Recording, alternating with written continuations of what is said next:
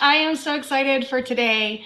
We have a author spotlight right now, and it's the spotlight for the FanGrrrl Romance Rex After Dark Edgy Contemporary Romance and Why Choose group on Facebook. And that group is a recommendation group for the contemporary romance genre. A lot of people think that the After Dark means that it's like dark romance, like dark gothic romance, but really the After Dark is just meant that there's some spice in it, whether it be from just a little bit of spice to a lot of spice. So I always like to give an FYI. So let me do this real quick before I bring the authors on. So the contemporary romance in the group means basically romance that's set in modern day after World War II. And the types of books in the group is sports romance, mafia romance, billionaire romance, rock star romance, motorcycle club romance, all that jazz. So those are the kind of books in the group. And then what we do is we have these spotlights. I go live every Wednesday. And say hi, by the way, if you haven't already. Let me get my little chat up on the side. Yeah, okay. So say hi if you're seeing this and what your name is, and make sure to give Restream access so that it can put your name there. I found out from Restream that there is a bit of a bug with the Facebook giving the name. So that's why we've been struggling the past few weeks if you've been on one of these with me. But anyway, so I do the lives every Wednesday at 4 p.m. Eastern, whether it be an author spotlight like this or the author-centered stage live. That's this Wednesday with Gian Wright, The Puck Secret.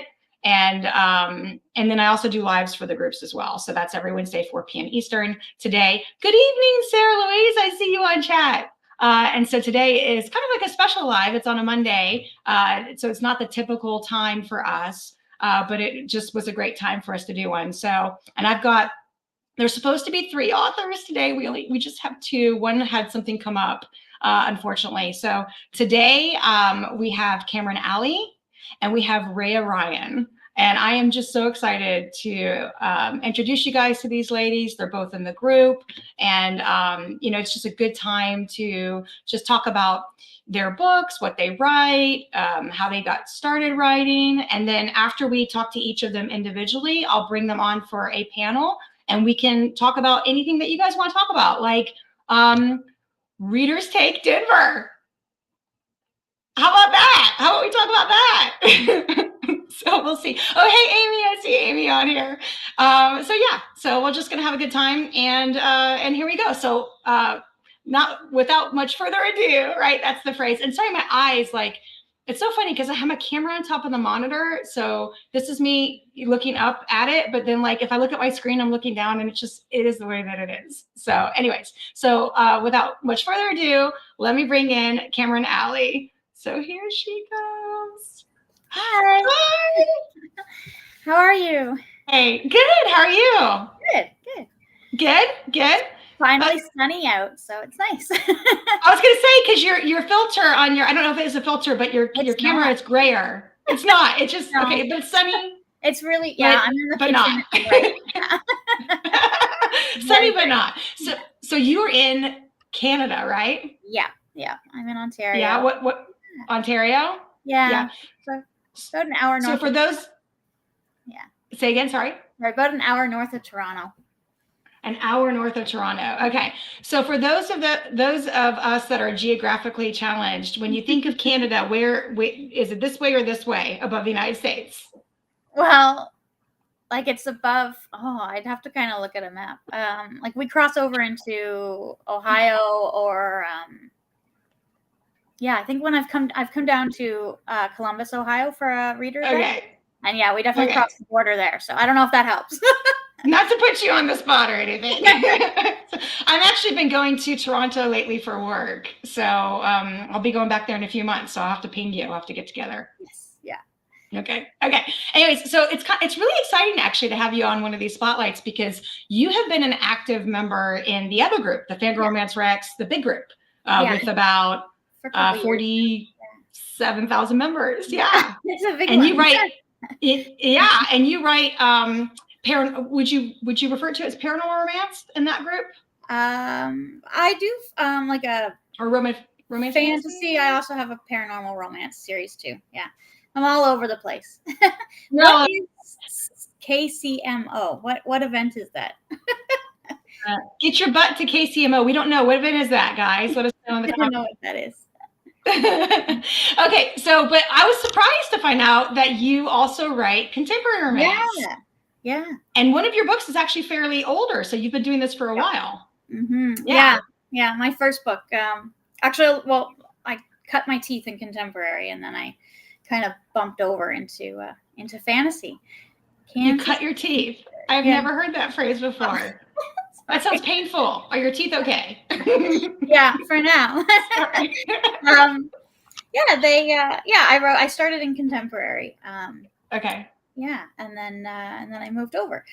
The book that we have on the poster, it's just been re-released.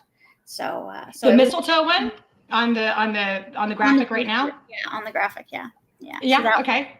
It was re-released in January. So it was originally with a publisher, and it came out in 2016. It was my first book.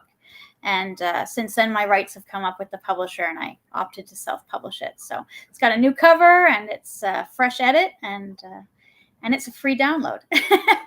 It's on KU too, right? As well. But right now, it's free. It's free. Yeah. So you can read it there, or you can read it in Kobo, Apple, wherever. Yeah, it's all over. How long is it going to be free for on Amazon? It's a perma-free right now, I think. So okay. For now. All right. No, that's cool. That's cool. That's awesome. Gets people an idea, they can jump in there and give it a try. Amelia Hutchins, she always has every first book of her series for free. Yeah. I like that. Thing As that a she reader, does. I love that. Yeah. Mm-hmm. That's how I start. Yeah. It's actually interesting because, and this is actually, you know what? Let's put this on the panel conversation. We'll put this back on panel about putting books for free. This is a good panel topic. Okay. Perfect. All right. So let's hear about the book, The Mistletoe. And see, so it's actually called My Mistletoe Master. That's what I was about to say. So tell us about it without too many spoilers. Without too many spoilers. It is a older brother's hot best friend story, which is a trope I love to write. It's got some BDSM in it, hence the Mistletoe Master. It takes place at Christmas. Mm-hmm. There you go. It's a part of an interconnected standalone series, so each book is a different couple. It's spicy. It's quite spicy. And yeah. So talk to me about the spice. So when you say it's quite spicy, does that mean that it's graphic, or does that mean that there's a lot of spice, or is it both? It's both. Yeah. Okay. It's when I was first starting to gather readers, I kind of got labeled as writing warm and fuzzy contemporary erotic romance. So it's hot, it's spicy, but it's still kind of got that warm and fuzzy feel. So if you don't want something super like dramatic or intense, then this will work. But it's still gonna be really hot. So it's got they use some toys in this. They use a bit of bondage. They use a ping pong paddle for some stuff, and it's a ping pong paddle. Yep. All right then. Okay. Well, it gets the job done, I suppose, right? So this series was a little hard to market. It's called the Unexpected Changes series. Okay. So this first book had BDSM in it, and the second one has some scenes that are one guy with about 4 women. So it's a bit of a jump in kink. And then book 3 and 4 are not. They're still explicit with lots of love scenes, but they're not as kinky. Okay, so the one guy and the 4 women, I have to rewind back to that. Yeah.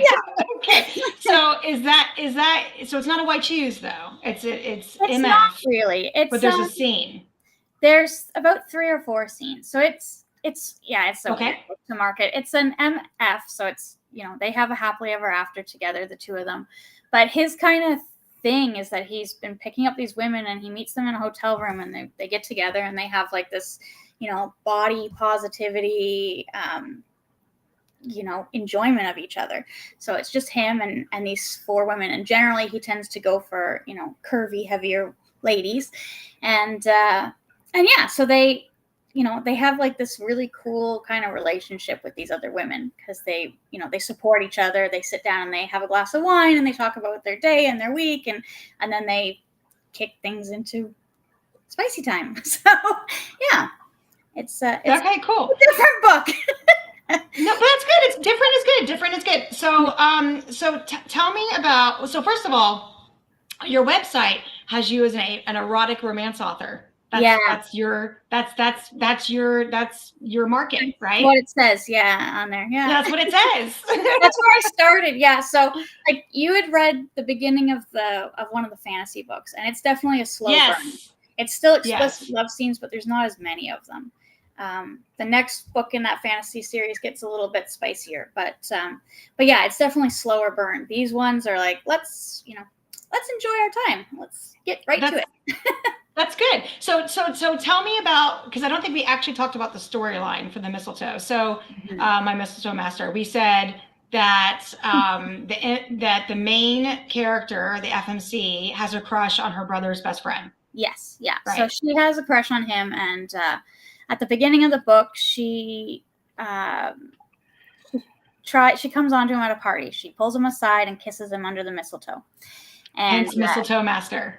Yeah. He's liking it, but he kind of realizes, hey, I'm not supposed to be doing this.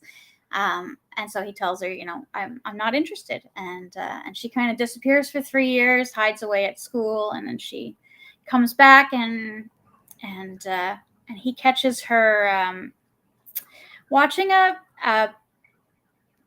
pornographic video, and it kind of rolls from there. So. All right. All right. So I did notice, because I did pick up the Stalker one. So the Stalker one is, which is that in the same world? I'm getting confused. It is. Now. Yeah. It's book number 2. That's book 2. Right? That's the one with the other women. Yeah. The one with the other women. Okay, so I had started that. Yeah. I actually was really getting into that. I think that was a really kind of a little bit of a unique storyline. Because if I'm reading this correctly, right? Because I just started, because I try to read the samples before the lives, right? At least. So it looked like the main character begins with a B. Yeah. Brooke. Yes. Sorry, I was just having a blank moment there. The main character, Brooke, had a crush on Gabe. Yeah. So that's Amelia's brother. So she's the girl from the first book. So this is the. Okay, I've got them crossed. So who's the MMC in the Stalker book? In this. No, yeah, you're right. That's Brooke. Yeah. No, I'm right. Okay. I got confused. Gabe is the brother. Oh, I see what you mean, because this is the sequel of the first. Gotcha. Okay. Sorry. All right. But anyways, what I was trying to get to was, I thought it was really kind of a cool concept that she stalked him in the past. Yeah. And then now she's been asked by her boss to go meet up with him to get him to sign a business deal. And she's like, how do you convince someone? Yeah. How do you convince someone that you're not a stalker? Yeah. You stalked them in the past. Yeah. And now you have to go back to get their signature on something. And they're like, stay away, chick, you're a psycho woman. Like, Yeah. I just started reading it actually before the live. Yeah. Sorry, go ahead. Yeah, that's exactly how he feels, right? Like he doesn't want to have anything to do with her. Yet she's also, while they were in high school, that's when she was stalking him and stuff, she was dating one of his friends. So I don't know if you've got to that part yet or not. No, I haven't got that far, because I literally just started it before the live. Like seriously, kind of been around. Okay. Yeah, so I thought that was really cool. I actually was really into it. I did notice though that you write third person. Yeah, I do. Yeah. Do you write third person for everything? So far for most things, yes. I have an MM series of like 3 really short stories, and they're in first person. They're one of the ones that I'm going to be re-releasing, so it'll probably come out next year. And I've got like a ton of books I want to write, but I've got an idea for a mafia one, and that's going to be a first person one. Okay. All right, cool. Yeah, no, I find that a lot of books today are first person, right? And typically what I hear is that authors that still choose to write third person has to do with the fact that either they just like third person better themselves, they like to read it better, they like to write it better, or they don't want to do all the POVs. And so third person is a way that you don't have to do, 12 different POVs or whatever, in some of these books. So yeah, I just picked that up when I was reading it, but it's good third person. Good. That's good. That's good. Yeah, it's good. When I first started reading the romance, it was all written in third person. So I think that's kind of what influenced me then. So now I'm reading a lot of the stuff that's written now, which is first person, and I'm first person. Okay, I kind of want to write in that too. I think we things, things trend, right? Like, and who knows how long. First person is very popular right now. Who knows how long it'll be that way? You just don't know. So, but yeah, well, cool, awesome. Okay, so before we wrapping up, let's talk about all the series that you have out available and where people can grab them. Okay. Or however you don't have to talk about all of them, but just to give people an idea. For the contemporaries, we've got the Unexpected Changes series. Book 1 and 2 are out now. They're wide, so you can get them everywhere. My Mistletoe Master is free. You can get that everywhere. The next books are already on pre-order because they're just re-releases, so we're just doing a quick turnover for them, and they'll all be out hopefully by the end of June. So you can get them everywhere. My fantasy story is right now in KU, but I'm pulling it out because it's not doing very well there. So it's going to go back wide soon. So if you are in KU and want to read it now. I also have a set of novellas. Cameron, let me stop. Let me stop you just 1 second. You paused in the middle of that last piece. You were talking about your fantasy series, and your screen paused. So say that last. It's okay. It happens. But go ahead. Say that one more time. Yeah, it's in KU right now, but it's going to get pulled back out and go wide. So if you want to read it now before it leaves KU. The name of the book, because they didn't hear the name of the book. Oh, that one's Love Spells, Full Moons, and Silver Bullets. That's the long one. Perfect. There's also the Tales, the Siren and the Water Witch, and the Siren and the Hellhound are in there too. I have a 5-book novella series called the Love Me or Leave Me series, which is it's very similar to the Unexpected Changes series, where it's hotter, warm and fuzzy. And it's being bundled. It's going to be coming out as a box set in June, which I'm really excited about. So that's exciting. Yeah, it's my first box set, so I'm really excited about that. Yeah, that's very exciting. Awesome. Well, thank you so much for coming on. Sit tight if you don't mind while I talk to Rhea, and then we'll bring you back on.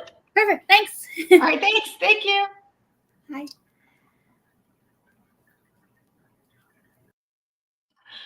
I pulled on the wrong person. I pulled myself off. Sorry about that, you guys.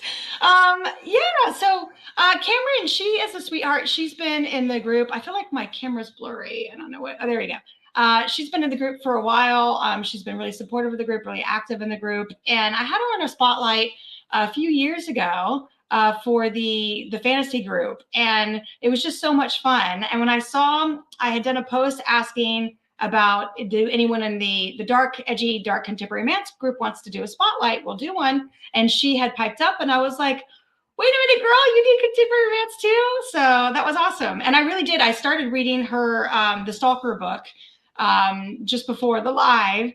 And it is really cool. It was kind of it's a neat concept to the fact that, like, if someone stalks someone when they were younger, like they were a teenager, and years go by and people have moved on, but now you're thrown back into their orbit.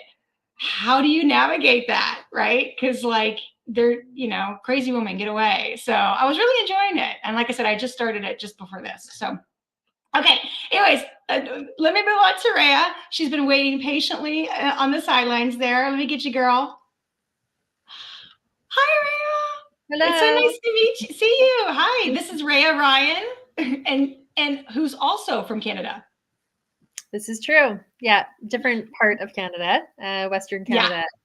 Yeah, in Calgary. So Calgary, we are still getting snow up here, which is very annoying. There was probably a foot of snow in the mountains when I was there this weekend. Oh my gosh! Spring has not sprung. Say again? I said spring has not sprung here. Yeah, I can't. I've been to Calgary too for work as well, which is actually really funny that I've been to both Toronto and Calgary for work. I used to work for Husky Energy. They were my client, and then Ontario Power Generation is mine now. So it's kind of, it's cool. It's definitely cool. It's the customs is really good. Do you fly in and out of the country at all? I guess it would be different for you since you're Canadian. Yeah. I fly and go through customs, like if going to Mexico or the States, usually would go through the Canadian customs side on the way back. Yeah, it's like super organized. It's really well done. I was impressed. So, congratulations, Rhea, that you have good customs in Canada. You did good, girl. Anyways, so your book, okay, Pretty Little Island. This is your first book? Yes, my debut. Wow. I picked it up last night and I'm hooked. I'm blown away. I think it's great. I love it. I'm trying to think like what percentage I'm into it. Maybe like 35% into the book, maybe. But it's got all this mystery. Like and I don't really know what's going on, but I do know what's going on. It's great. Why don't you tell us a little bit about it in your words, not my words? Yeah, I don't want to say too much because there's don't spoil. There's like a big thing that happens, kind of maybe 20% in, 25% in, that kind of really sets the stage for the rest of the book. So, maybe I'm not there yet. Maybe I'm not. Maybe not. I'm not as far as I thought. I don't think you are, but no, that's okay. That's okay. I don't think you're there yet, but yeah, it's about a young girl who goes back to school. High school. So they are high school age, except for the male main characters who are twins. They are a little bit older because something pretty traumatic happened to them. A mystery of sorts that you had already mentioned. And my main character, London, ends up joining the newspaper kind of journalism program, or not program, but club. And gets sort of tasked to do this side story on what really happened with these twins. And then they get sent to a hockey tournament in Alaska. And that is sort of maybe where I'll leave it, because lots happens. Yeah, that's primarily where I'm at. I'm thinking it's great. You know, the opening prologue having this celebrity appeal in it, very off the beginning. There's cameras, there's lights, people are calling their name, you know, and then there's about mystery about, well, what happened to get to them to that point. Was really interesting. I was immediately kind of like, okay, this is interesting. I don't really know what this, because I like to go into books completely blind. So I don't read anything I don't know what the genre is. I don't know, you know, I didn't read the Amazon blurb. I see the book cover and I go, you know.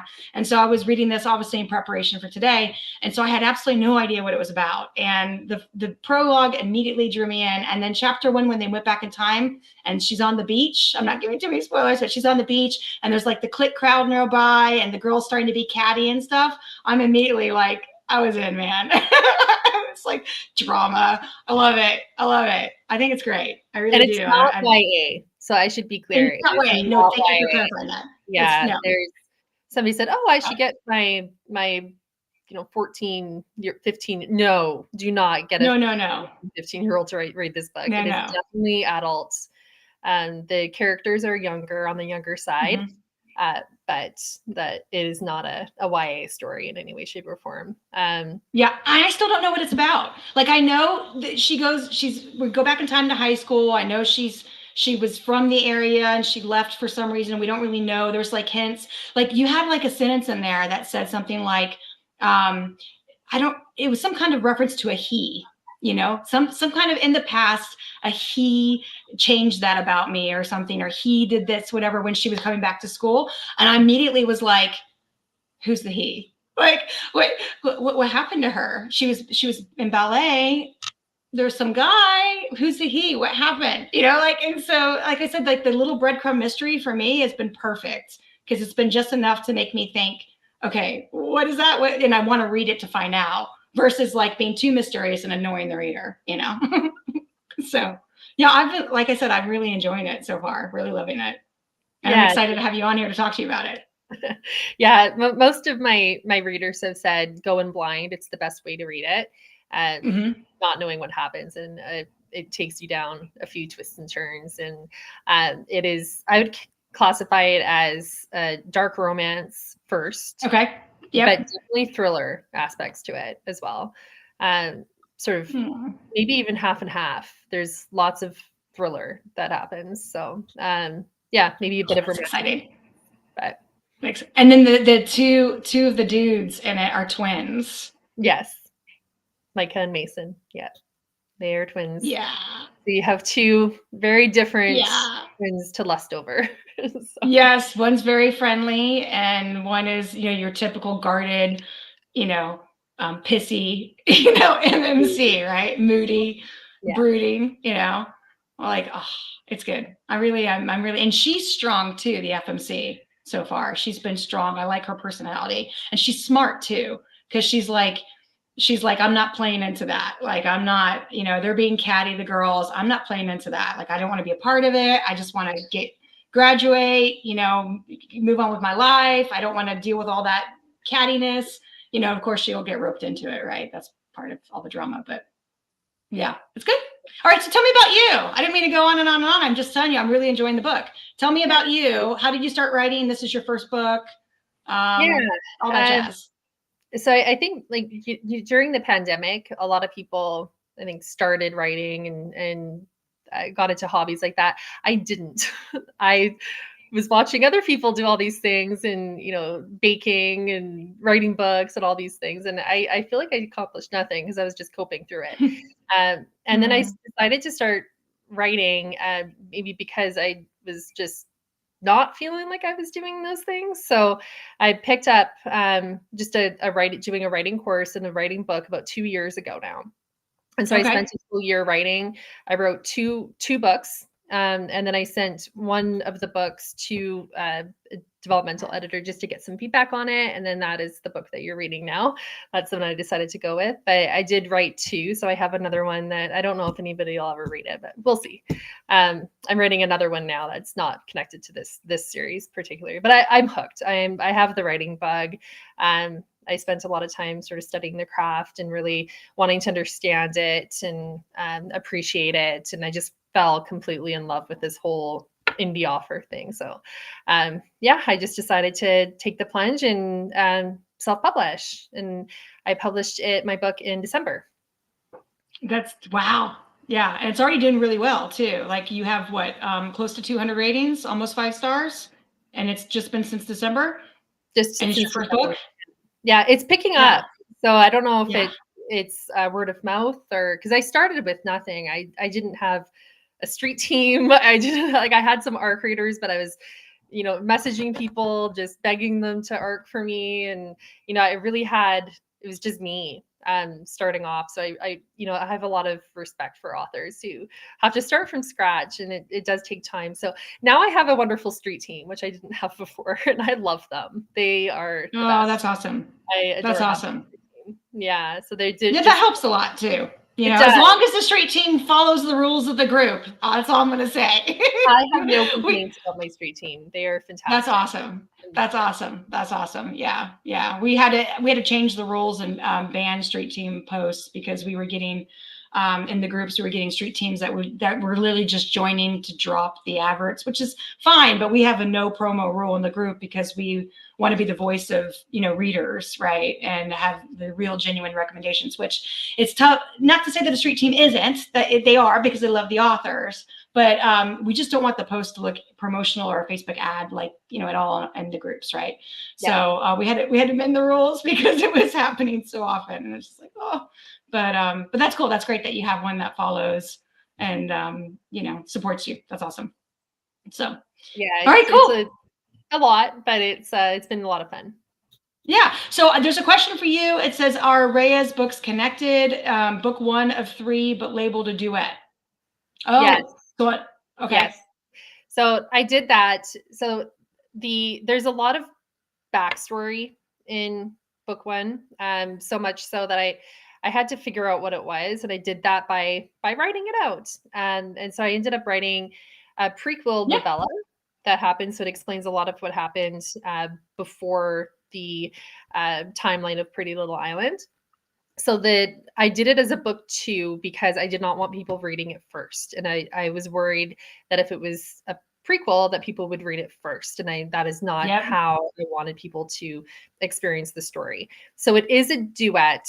I might just take the duet language off because it is clearly confusing people. But the second book is in the series on Amazon is called Twice Love Burn.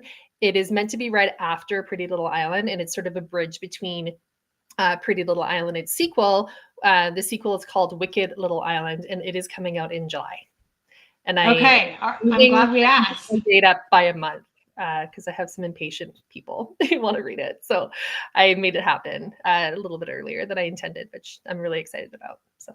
Awesome. Okay, cool. Well, awesome. Well, I think we've covered all the books that you are working on right now, because that's the last question I ask at the end of each of the segments. So we've got it's not actually. So okay, go ahead, girl. Sorry, I'm not trying to stop you. One more.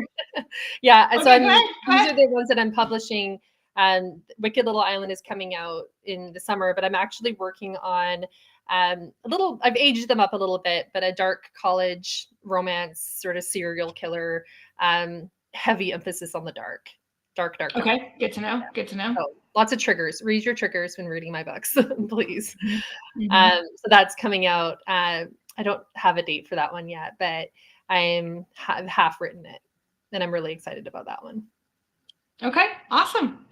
Very exciting. Okay, and then we'll talk about when we get to the panel, like how people can follow you, like where they can follow you and stuff. We'll do that at the very end of the panel. Okay, cool, awesome. Well, thank you so much for coming on. If you just sit tight, I'm gonna bring on Cameron here in a minute. I'm not gonna do to you, hopefully, what I just did to her, which was me leave her on. Sorry. 1 second. Oh my goodness. Oh, you guys, it's so exciting to talk to new authors that it's just see this part of their journey, and that she's just starting and she's getting her books out there and the books are getting a lot of traction. Her books are doing really well. And like I said, I am genuinely extremely excited about this book and seeing about where it goes.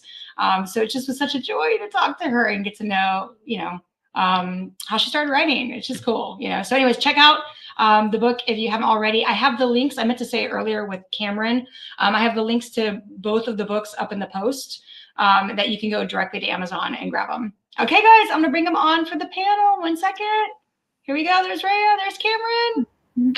Hi. That was fun. Did you guys have fun? Yeah. Yeah? Yep. Good. Yeah, that's awesome.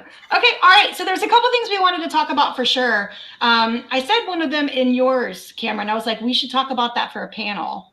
Do you remember what it was? Was it was it the unfinished series one? Or was it first in series free? First in series free. That's what it was. First in the series free books. Okay. So you were saying that you like that, Cameron. You like it when people do that? Yeah. As a reader, yeah. As a reader, I love that. I tend to pick a book that's free, and then if I like it, I read that whole author's backlist. Okay, that's awesome. And so is that why you chose to do that for yours in particular? Yeah. Because you just enjoy it yourself? I do. Yeah. I think so. Yeah. Okay. Works well. Okay, Rhea, how about, this is probably, it's kind of probably like a no-brainer. Like, oh, it's cool to get a free book, right? You probably feel the same way. Like, it's cool when you get the first book free from an author. Yeah, I've discovered, just becoming an author, I've discovered BookBub. And so now I look at the emails that come through and I always just scroll and find out, 99 cents, especially if it's a really popular book that I wouldn't buy. But I read a lot on KU as well. As a reader, I read on KU. So yeah, I think it's a good thing. And it definitely something I would consider doing when I have more of a backlist. Right now it's hard for me to fathom doing that. But that being said, I will be doing a free promo for my book in June when I do my Kindle countdown. I'm going to be doing it for a week. It'll be offered for free. So that's awesome. No, yeah, of course, that's awesome. Yeah, no, I wasn't trying to mean that. Rhea, put yours for free. I wanted to talk the backlist. Yeah, for sure. Yeah, and I wanted to talk to you about the fact that like Amelia Hutchins actually gets heat for it. I've talked to her about it. Yeah. She gets heat for it because people feel like she's giving away her book for free to hook them, so then they have to go buy the rest. And that's not why she does it. No. She's actually trying to save them from spending the money on the first book to make sure that they like it before they go and they pay for the rest, you know? So, because a lot of people will buy them in clumps or deals, you know, the whole thing at one time. So it's actually quite the opposite mentality, right? And I think maybe that's the difference between people who are like a glass is half full and a glass is half empty kind of personalities, you know, maybe. But that's why when you said that, Cameron, I thought, oh, this is a good one to mention on the panel, because for anyone watching, they might think the same thing. Oh, that author's just giving it for free. So then that way I get hooked and I have to go buy all the books, you know?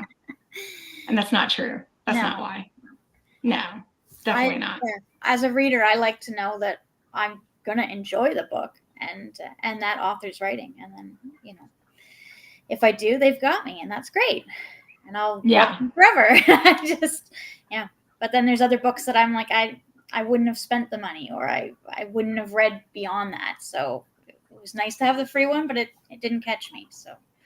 Yeah. That makes sense. So the other thing we were going to talk about too in the panel was completed series. This is a good, we talked about it ahead before we started the live.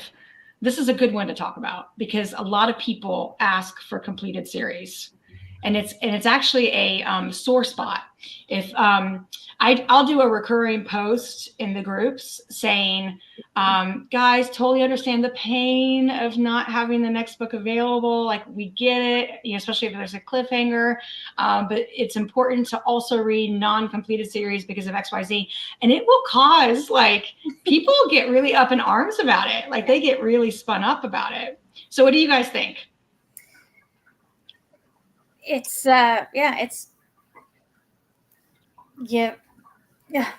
go first. Sorry, I can start. I just was feeling like I was talking too much. Go ahead, Rhea. That's why I started with a duet, just to see how it would sell, and then go from there, and then plan out a series maybe after. As a reader, I'm kind of on the fence of I'd rather wait until the series is done, because if I'm really into it, then I will power read.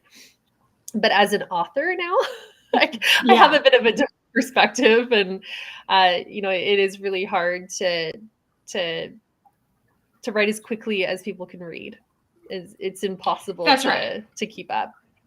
Yeah. Right. Ultimately, it comes down to, if we're only reading completed series, then the series may never get finished. Right. That's like what it really boils down to, because an author relies on those sales, especially if it's their livelihood, to keep writing. Right. And if their publisher doesn't see a demand for it, in cases where they're published outside of KU, right, and they have a traditional publisher, they'll just cancel the series. And we've seen it happen, right, time and time again, where series get canceled, you know.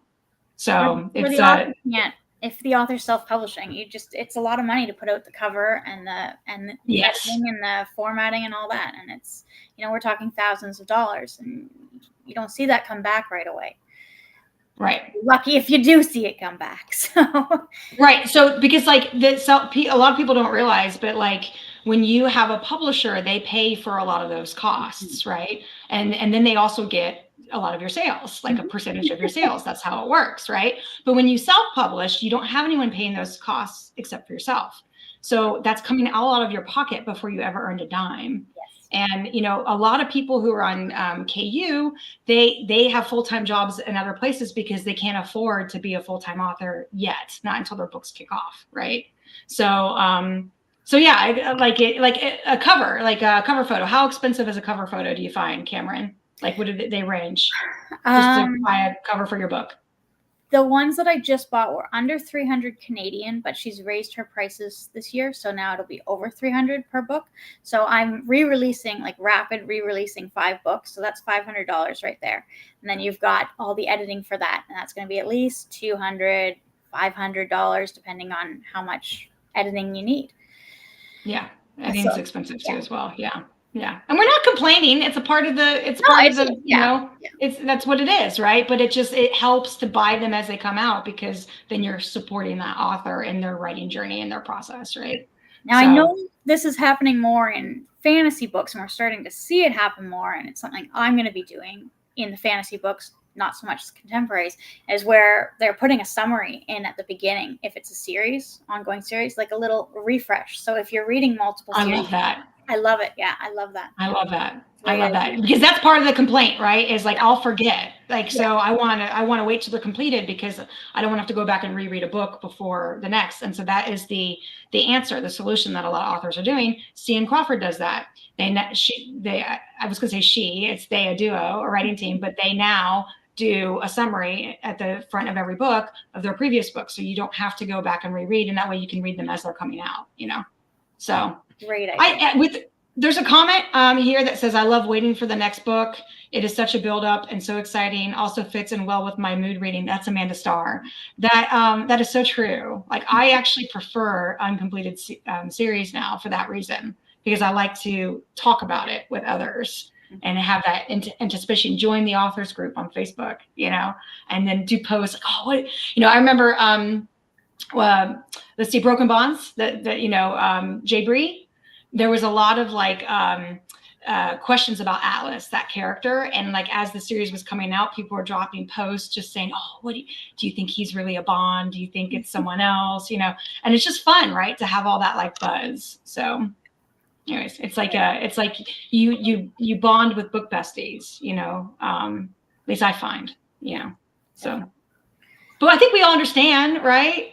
Like, we get why people don't like it, because you get done and you're like, where's the next one? I need it. It's a motivating factor for me. So my book does have a cliffhanger. It's right in the warnings. So I tried good to know.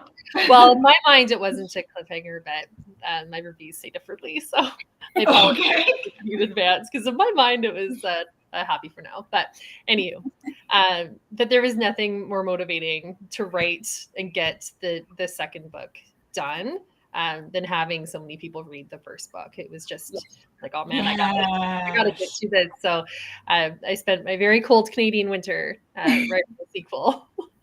And yeah, I'm really excited to have it published early. But that was because people read and appreciated the first. Because authors are humans too. They're people too. They have feelings. And it's like, they're seeing all this love for their book, and then it's exciting. It's super exciting, like you said. So I get that a little bit, because I'm not going to talk much about me, because this isn't about me. This is about you guys. But I started writing, and I have a beta team.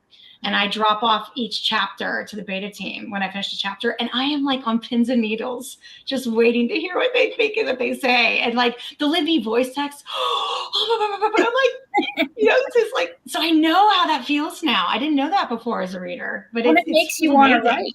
Yeah. Yes. You're just like waiting, because like, I know certain people on the team are certain like pro different people on the story.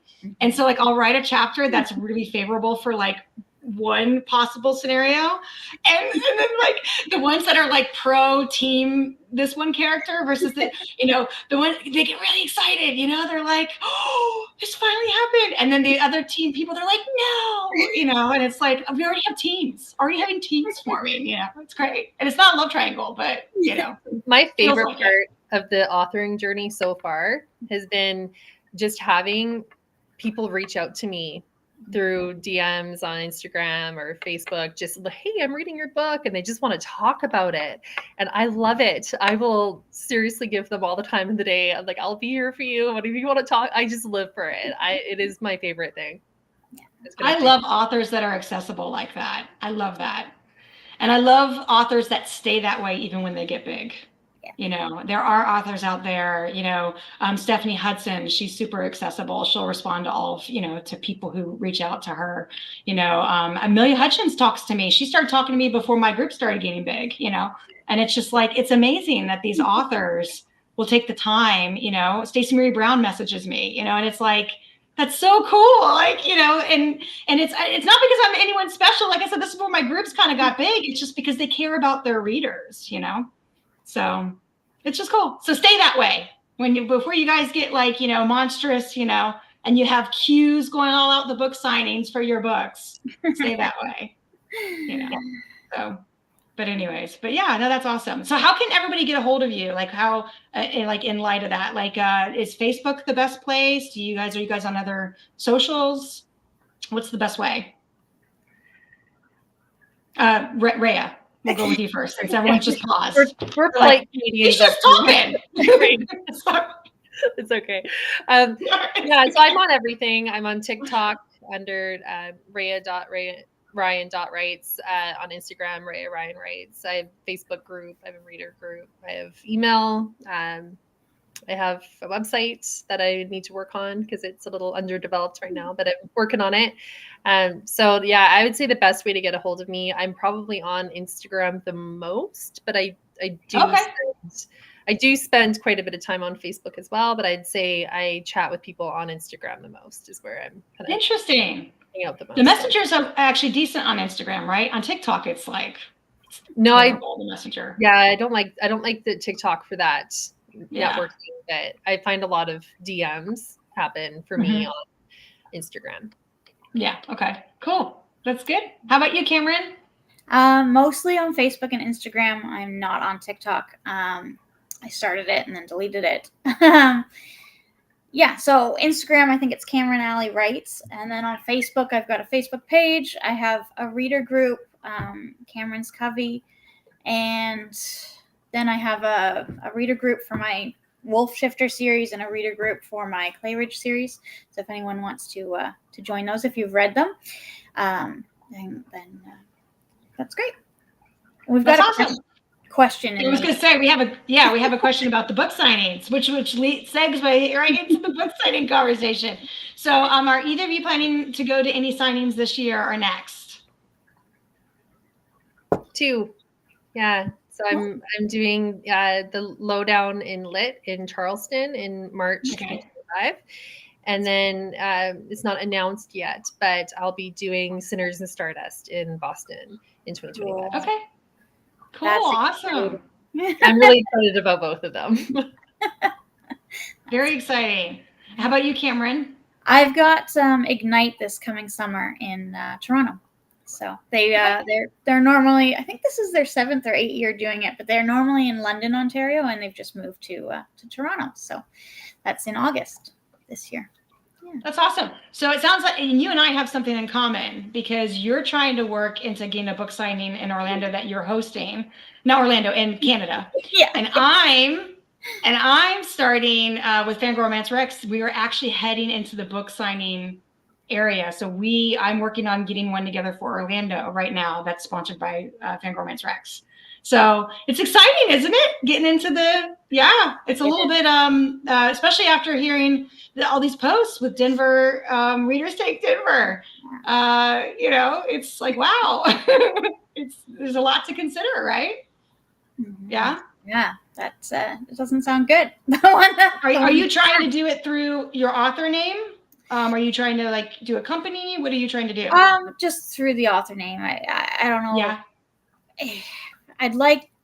I've looked at it a couple times. I've been trying to work it out for a couple of years now.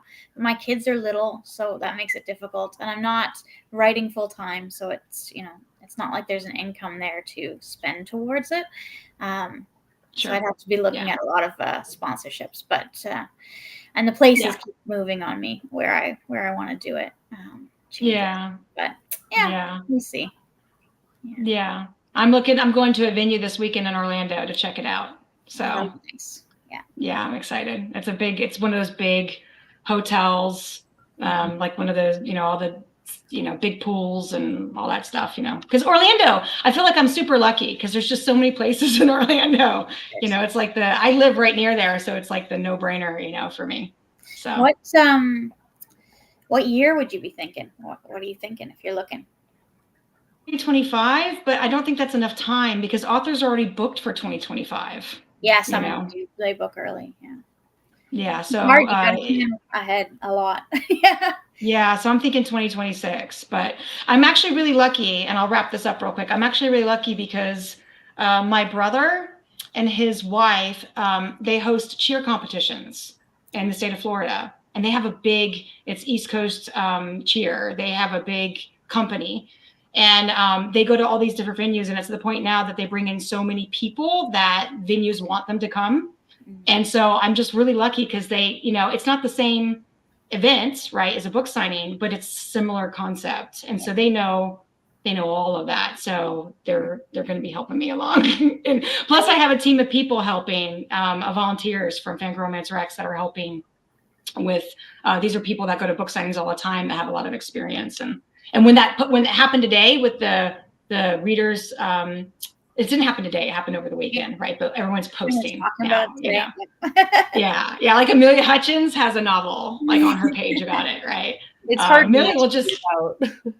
It's really hard not to read. It's like, oh my gosh, and like Amelia, she'll just tell it like it is, man. She just, she's, so you can always get that, intel from her on things like that when it affects her. She'll be really honest about it. But reading those today, that it's like, wow, so I dropped a note into one of the teams that's helping me with the book signings and said, guys, let's start reading these posts and get comments and get lessons learned, because we do not want to be in that scenario, because they're getting a lot of bad press from it. So from what I've been hearing, it sounds like a lot of the issues were caused by the venue.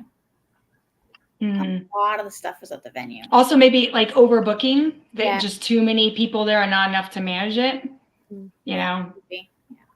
So, it sounds like just a nightmare, all around nightmare. That's not what you want when you go to those things. Like I've been to I went to Romantic Times a couple times, 2010 and 2017, and I went with my mom, and it's such a great experience. You get to have fun and bond with all these people and talk about the thing that you love the most, and it shouldn't be a disaster vacation. It's not to mention people spend so much money to go. So expensive. Tickets are expensive. Travel's expensive. Hotel. Food. Oh, we just said the same thing. Food. I just went to Fictions, Fans, and Ball Gowns in Manchester, England. They actually do a really good job with their events.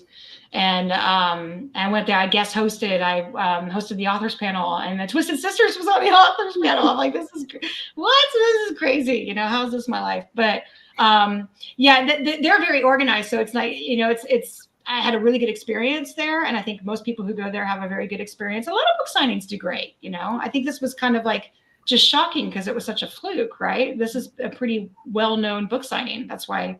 But I don't remember a lot of people there. Yeah, I don't remember which one it was, but was there one last year that didn't go over so well either? There was something about people fighting over bracelets or something. There was a lot of authors being stolen from. I don't remember which event it was, but I remember hearing about another one like that. I don't know. It's a shame. Like you're saying, Rhea, it's just people who spend, the readers spend so much money, and it's also something they're so looking forward to go see their author, So I know, and authors that go, some authors go I was talking about this the other day with some people. Some authors go because they literally want to sell their book there. It's an opportunity to sell their book and their merchandise, and but some authors go literally just because they want to see the fans, make themselves accessible. Everyone has different reasons. I think that's my reason. And I'm traveling internationally, so I have to ship all of my stuff there. Dual customs. It's Calgary to Charleston is not a close flight. It's a long flight. The dollar is not great. So I'm doing this because there's a big chunk of my readership that lives in that region, and so I just really wanted to go meet them, and that's it for me. And if I sell a few books, great. But I want to be. It's not really about book sales for you. It's about being present and meeting your fans, right? It's the community. So. My PA is going. I haven't met her because she lives in Louisiana. Really? That's exciting. Yeah. How did she become your PA? How did you find her? So she was. She just reached out to me one day and said that she wanted to beta read. So she had signed up to ARC, and I had messaged her to ask her to ARC because nobody wanted. It was just a brand new author, so I just didn't know how it all worked. So she ended up somewhere for me, and then she just really liked the book, and we just chatted, and then she started making me all sorts of fantastic reels and marketing collateral, and we just sort of made it formal, and but it was a build up. But she's fantastic, and I'm really lucky to have her. But she lives in Louisiana, so she's gonna be there as well. It's just being able to meet people that I normally would never meet. Yeah. Yeah. And it's so cool, like with social media, we get close to people, don't we? Like very easily. And especially like you said how you've met her and she just reached out, as an ARC reader initially, and it just kind of blew up from there. That's how all my relationships have happened. Actually, everyone involved with the FanGrrrl groups. I have all these teams of people now, and these people are they're good friends, and it's that's awesome. You get to meet her in person though. That'll be a big moment for you. I think you'll have to take pictures, post them. That's what we do anyways. But yeah, it's special. So cool. Awesome. All right. Well, I think we covered everything that we were planning on covering in the panel. We talked about, I think we did, right? I think for the most part. So yeah, you guys, thank you so much for coming on. This has been so much fun. Seriously. Oh, we got book bestie comments in the chat. That's Amy, my book bestie. She met me. She helps me out with so much of the group. She actually designed the website for FanGrrrl Romance Rex. Like she's completely taught herself how to do a website. So when you were talking about website earlier, I was thinking, oh yeah, like I need somebody to help me with my website. So if anybody wants to read, there you go, Amy. There you. Amy's like, no, please, no.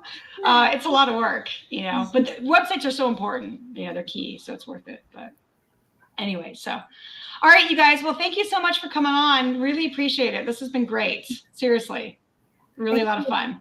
Thanks for having me. Yeah, no problem. All right, well, we'll see you around on Facebook and Instagram, right? Instagram for both of you two and Facebook, I think, and no TikTok for Cameron. No. All right, you guys. Thank you so much. I'll see you later.